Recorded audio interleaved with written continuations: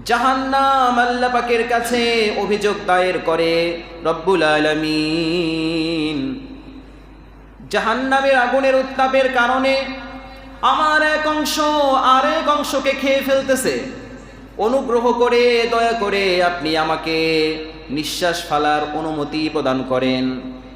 ফাযিনা লাহা বিনাফাসাইন, রব্বুল আলামিন তখন জাহান্নামকে নির্দেশ দান করেন দুইবার নিঃশ্বাস ফেলার জন্য। নাফাসুন ফিশ শিতাই ওয়া নাফাসুন ফিস সাইফি, জাহান্নাম একবার গ্রীষ্মকালে নিঃশ্বাস ফেলে, যার কারণে পুরো দুনিয়াতে বিভিন্ন জায়গাতে গ্রীষ্মকাল শুরু হয়ে যায়। ওয়া নাফাসুন ফিশ শিতাই, জাহান্নাম আরো একবার নিঃশ্বাস ফেলে শীতকালে। রব্বুল আলামিন সেই জাহান্নামের আগুনের নিঃশ্বাসগুলো